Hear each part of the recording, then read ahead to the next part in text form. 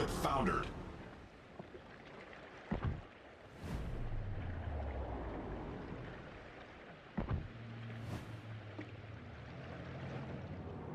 Hey team, it's Ripper here. Hope you guys are doing awesome today with the Silver Tuner Shermanator coming at you live right now, ready to play this awesome game. But I'll be spoiler alert, it is a loss, but we had a great time doing it. So anyways, hey guys, appreciate all those who supported the channel.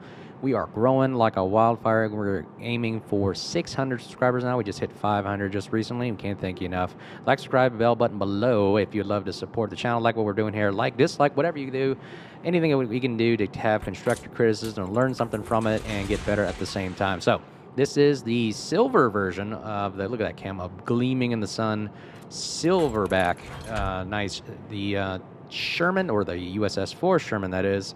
Awesome DD gunboat, and you guys know that I am my favorite choice of ship in this game is a gunboat, like a Harugumo, like a Vampire, like a Daring. You know, more focused on just gunfire, which is why I mean enjoy the game, that is, but really just the ability to just rain down and send lead down range in a massive volley to help the team out and just suppressing fire. I mean, because you notice, and I'll give you a strategy right now. Look how we're positioning right now at the ACAP.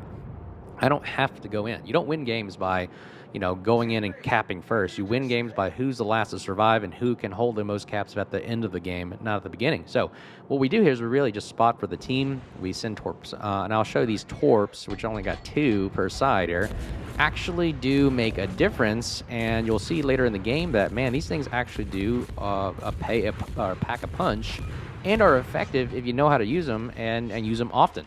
So what we're going to do here is lay suppressive fire down and get that Zao taking some significant damage, and then we're going to go ahead and switch to HE and shoot on the GK. And look at those torps that at first we thought were just 2 little fishes swimming in the distance there, and oh my goodness, look what happens here. Kablammy. Look, 25,000 damage with 2 torpedoes. That is kind of pretty awesome right there with the Forrest Sherman, and we're going to go rapid fire and suppress the GK as much as we can and get as much chip damage that we can possibly send down range. And again, the ACAP I haven't touched yet, but somebody's in it. I don't know necessarily who it is. Looking at the mini map, I know there's 2 Forrest Shermans in here. There's one on the east side. I think there's one on the west here. Middle, not really caring about right now. Just wondering to see if we can wither away down some of these ships at ACAP, because look at the rest of my team. They are not pushing, and I already know this. Going into a game, knowing how your team's going to be will help you out. No, it's almost like you know what the computer's going to do. Well, guess what? I know what my team's going to do. Is most of the time they're just going to kite, sit in the back, wait, let me do all the work and spotting and torping and capping and doing everything like that. And I have to weed down as much of the enemy team that you can. And that's for any DD player. I mean, don't go rush in there and kill yourself and lose the game, because you out of the game is you out of the game. It doesn't help the team, and it actually doesn't provide any kind of support or benefit to you, and also the objective. The objective is to win the game. How you do that is, like I said, wither the team down, who holds the caps at the very end, who has the most points, and that's how you do it. It's kind of a slow, patient ballet that you have to realize what's going on and execute wisely. So we got that. We asked for the Moscow, the radar. The Sherman was actually pretty smart. I know it's a Sherman because it was shooting sap at me. Say that pretty quickly, shooting sap at me, so I know he's in the cap. Now there he is. So he's running away, and if we can knock him out, that would actually provide a great deal of assistance to us, because 1 less DD is always good. I mean, that's the priority. DDs, cruisers, radar cruisers, and battleships are last. That's my priority. Now we're going to go ahead and fire and give away our position to see if we can knock as much damage off the Sherman as we can, knowing that the Sherman doesn't have any heals. I mean, I don't have any heals, so I know if any kind of damage I do will affect in the long run. Somebody fired at us, as you can tell, the exclamation points. I slam on the brakes. The Forrest Sherman, if you don't see my other videos, it's a great throttle juker, and it really throws off shells. And actually, their goal is to juke enough the first 2 shots of a battleship or cruiser to get them discouraged, because they're going to like, I'm shooting at this guy, he's not dying, I'm not going to waste my time on shooting at a little target like a Sherman. But you'd be mistaken, because look how much damage a Sherman does in this game, and on this one flank alone. You know, the amount of firepower we have. Look, we're outnumbered over here on the left side at Alpha, but you notice with the amount of firepower that we bring with the Sherman, it actually keeps everybody back. You know, they're still at the G line. Now, a lot of their cruisers and battleships are not even pushing up, and then running away, and we take out a Zao. See, we even the playing field. Now our team starts getting a little bit of more confidence, but unfortunately the Zao Torps are Schlieffen over here, which is sad. We needed that Schlieffen. He had the most secondary firepower. So what we're going to do right now is be the secondary firepower, and we are going to burn the crap out of this GK right here. So switching to, I'll switch to HE right here. The range is great on the Sherman. If you don't know, it goes out to 15.1. Now, look, we got a torpedo hit on something. Did I not tell you that these torpedoes are hilariously effective for some reason? You would never think launching 2 torpedoes only would do something, but they're like sneaky little torpedoes, which I think, they're like Gearing or Fletcher torpedoes, which have a really good reaction time. I think the detection of a torpedo from this is about a 1.6, 1.8-ish. I don't know. Somewhere around there, you guys let me know what the Gearing does, but it's kind of like those Gearing torps that go out to 16.5. They're really difficult to spot as a battleship from far away. They don't go as fast, but man, do they, when they show up in your detection, do they pack a punch. Now, we're in secondary range of the GK, so we're not going to play around with the secondaries. As he's shooting at us, his accuracy is getting better with the secondaries, and it's not good for Sherman. We're a big, clunky little destroyer, and the more shells he gets on us is damage we can't get back, so we'll go ahead and pop the smoke right here. I like shooting open water gunboating because you can see Fearless Brawler is active, and I'm actually getting a lot of DPM damage right now. But we're not going to do that. We want to conserve our health for the long run, so we're going to go ahead and smoke, use all of our resources available. Never ever die having resources still, like a heal, a smoke, or hydro just sitting in your boat.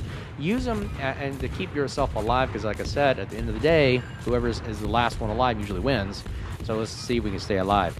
GK is getting withered down around 23,000 damage here. We are holding Alpha Cap right here. First target will be the GK, the next will be the Montana.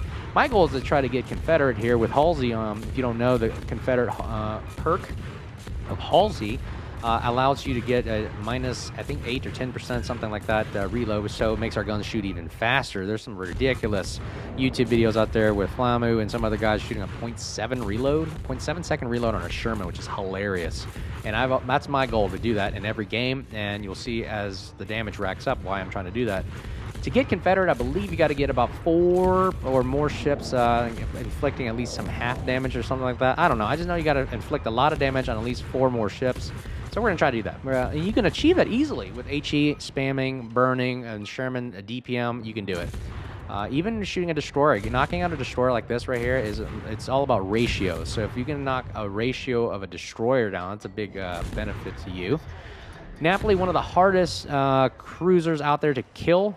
He's our next victim right here. We're going to try to take him out. Sherman, he is slowing down, so we'll just lead right slightly in front of him, let him walk into our shells. And I wonder if I should have just kept firing in the blind here. I feel like I'm getting a nice little damage there. 6 pins, and I don't know if he's reversing or not, and I'm not getting enough accuracy. Yeah, he's backing up, so I'm not going to bother. I'm going to see if I can shoot somebody I can see, which is the Napoli. Now, Napoli is a very, very armored cruiser, and I would say very devastating to our team. Anytime I see a Napoli, that's my priority, is get him out of the game, because he can literally tank like a battleship and literally wreak havoc on your cruisers and destroyers. So we're going to see if we can remove him out. Like I said, he's shooting at our Holland. I'm trying to save the Holland as best I can. We start a fire on the Napoli. Hopefully that'll be enough. We get 2 fires on him. Let's see if we can wither him down to nothing. And let's see, what's the game right here? We're about 11 minutes in, or 9 minutes in. 11 minutes left in the game. We are 351. They're 524. So they got an advantage right now. Eastern flank is collapsing, so we cannot mess around right here. We're going to have to see if we can knock out another ship on the west side to free up some of our teammates so they can go ahead and assist at Bravo. And don't leave just yet. You think that you may think that we lose this game, but actually it's a pretty interesting comeback. Just watch how we do it. Montana is running away. So again, notice that our firepower and everything over here alone is just deterring a lot of the battleships to push in because they're afraid of burning down. Prussian is the new GK, and he's got secondaries, which he can also suppress and has good guns. Hey, we got full broadside Napoli here. We're going to go ahead and switch the sap and put some rain on him and see if the sap rain takes him out enough. And you notice a lot of non-pens. I mean, his armor, like I said, is pretty wicked, even for sap shells. So I think they can. His armor is up to 50 millimeters, and our sap shells can only pen about 30-something plus. Not the greatest, but we can start fire. So we're going to go ahead and shoot as much HE as we can. Superstructure hits are not bad, 297 every second. That's great. And we can hopefully start a fire, and that will finish him off. Come on, baby. Look, his sap secondaries are shooting at us. That's a bad thing.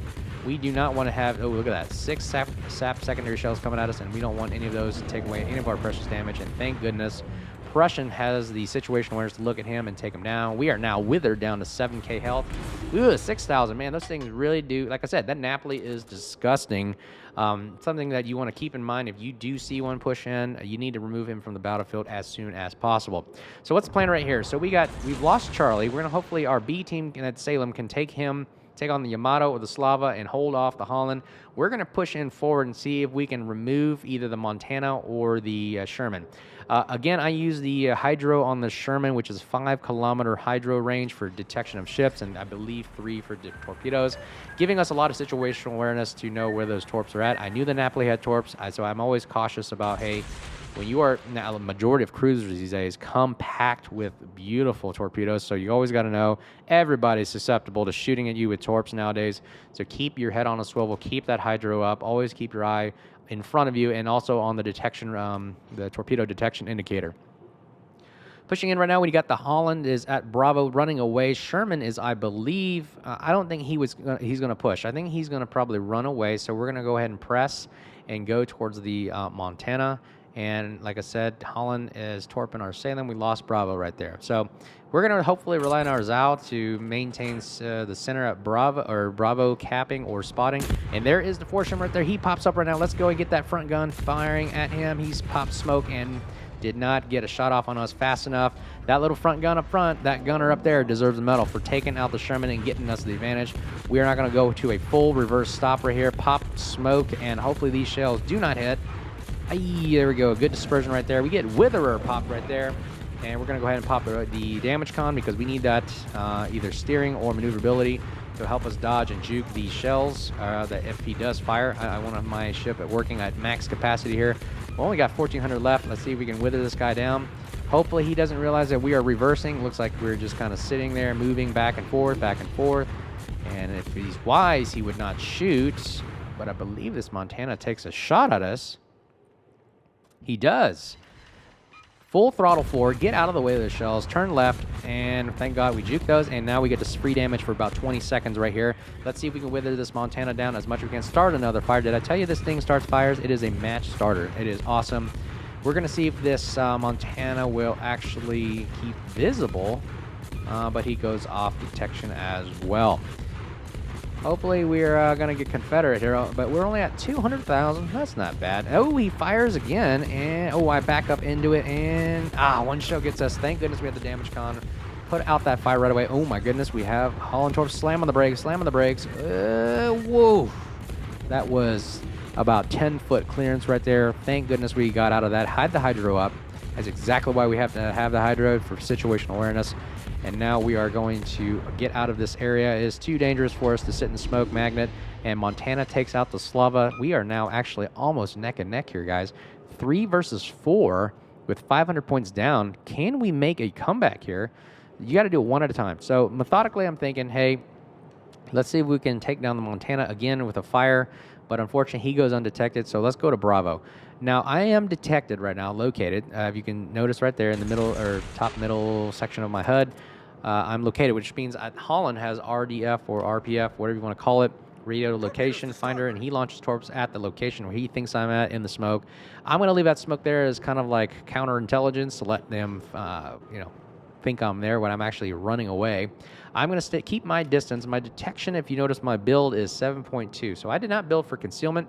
I watched a video with Flamu talking about, if you build for concealment, you get it down to 6.5, which really, is that really a game changer? Not really. When you have Shimikazes and, vampires and everything out there with 5.8, 5.7, Summers is down to 5.6 or something, I believe. And you get out spotted almost one click, and you're pretty much spotted, and they won't shoot at you, so they know you're a gunboat. So you're just out spotted while everybody else shoots at you, like cruisers and battleships. And I noticed that really causes me to want to push in and get spotted and die fast. There he goes. Montana takes out the Des Moines, and we have a game, ladies and gentlemen. 3 versus 2 now. 5 minutes left in the game. Can we make a comeback here? And we'll take a look. But anyways, like I was saying, the concealment on this thing it doesn't seem like it's worth it, because going down to 6.5 kind of lures you into want to push in towards a cap and try to, gunboat it, open free gunboat. And it actually doesn't work as well as a vampire does. A vampire works because you get 5.8 concealment, which will outspot majority of everything, and then you can pop your crawling smoke and have a 5-kilometer hydra, which works pretty well for that kind of cap contester. The Forrest Sherman is not really good at that. The Forrest Sherman's kind of like a Haruga style gameplay where you're kind of just like a big ass cruiser with sap not secondaries, but sap guns basically, that really can take on anything from a distance. That's the whole idea, is to shoot from a distance and throttle juke back and forth, and also use smoke as a last. I use smoke as a last resort, as a, oh crap, I made a mistake, let me get out of this situation. I don't use it as primary HE spamming. I think that's, my play style is that to allow max DPM damage. I want the Fearless Brawler active.